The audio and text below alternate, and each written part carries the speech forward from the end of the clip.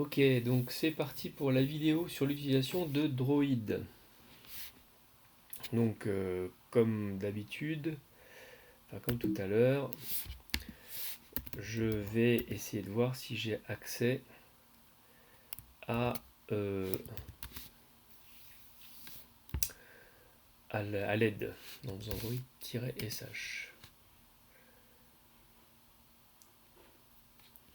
Voilà, c'est le cas, donc j'ai accès à l'aide. Alors, petite incise sur cette question-là, c'est que quand on a installé les logiciels, on a mis aussi le chemin d'accès dans l'environnement de travail de ma fenêtre terminale. Alors comment j'ai fait ça? Il y a une commande spéciale qui s'appelle env qui me donne l'environnement de travail. Et si je veux regarder le chemin d'accès utilisé pour trouver des commandes que je tape, je vais regarder le chemin. Donc là, je vais filtrer ce que me sort la commande avec un grep donc pour filtrer sur le mot clé passe. Donc voilà, donc ça c'est tous les chemins dans lesquels il va regarder quand je tape une commande. Donc là on voit qu'on a aussi les chemins des outils qu'on a installés. Fits, Droid, Vera PDF, etc. Alors pourquoi j'ai rajouté le mot-clé, enfin les lettres SH derrière Droid? C'est tout simplement que si je fais un ls de opt Droid, eh bien je vais m'apercevoir. Alors, je vais faire un petit réel pour avoir un peu plus d'informations, que j'ai pas la commande Droid toute seule. Donc il y a le .sh et elle peut s'exécuter parce que il y a un petit X qui est ici. Voilà, donc ça veut dire, vous voyez les X, c'est RW, ça veut dire que c'est exécutable. X, ça veut, R ça veut dire que c'est lisible en lecture, W en écriture, read, write, X exécutable comme execute. Alors dans les formats la gestion basique, parce qu'il y a une gestion évoluée des droits sur les fichiers sous Linux, il y a 3 groupes. Il y a les droits pour l'utilisateur, les droits pour le groupe et les autres. Donc là ici, tous ces fichiers on travaille en route, donc tous ces fichiers appartiennent à route et sont du groupe route. Bon voilà, c'était juste une petite précision. Donc on va revenir sur l'aide de Droid. On peut faire plein de choses. Alors cette aide, on va peut-être la filtrer justement pour l'avoir de manière paginée.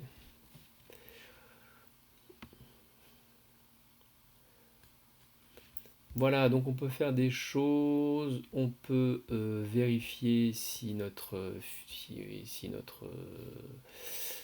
de signature est bien à jour, ou s'il y en a, s'il y en a plutôt un nouveau fichier disponible.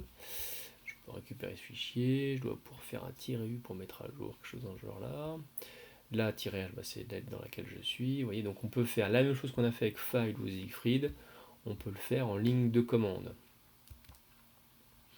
Alors l'avantage de Droid, c'est qu'il a aussi ce qu'on appelle une GUI, une Graphical User Interface. Donc voilà, tout simplement voilà, l'interface graphique. Donc si je mets pas de paramètres, c'est la GUI qui va se lancer. Donc ça va nous changer un peu. On va voir comment ça fonctionne. On va le laisser démarrer.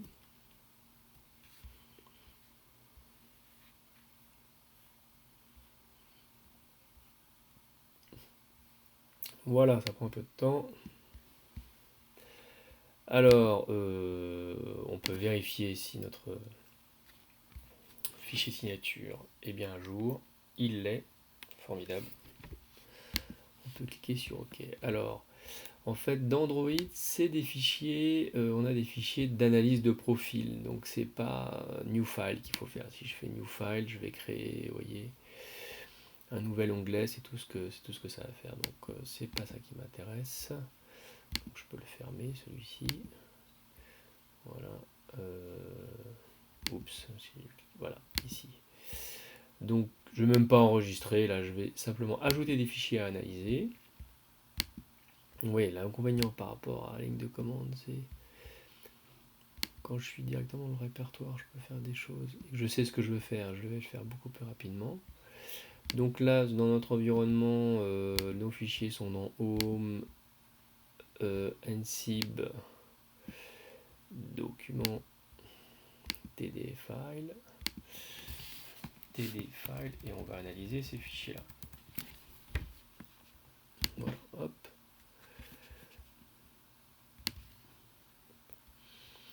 Donc très bien, j'ai sélectionné un certain nombre de fichiers à analyser, qu'il appelle des ressources, et je lui demande d'analyser. Voilà, donc il a procédé à l'analyse. Alors nous, on ne va pas l'analyser directement dans l'environnement Android. On va exporter tout ça.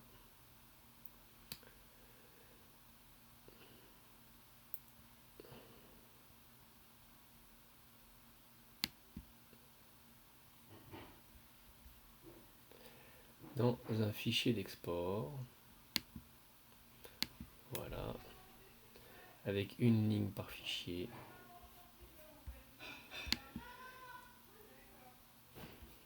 Donc c'est bien mon fichier untitled 1 que je veux exporter. Donc je vais lui indiquer où je veux l'exporter. Donc je veux l'exporter dans Document, TD Export. Voilà. Un fichier qui s'appellerait donc export. Je regarde toujours la même règle de nommage. Export underscore Android.csv. C'est un CSV que je veux. Donc moi je veux faire un CSV.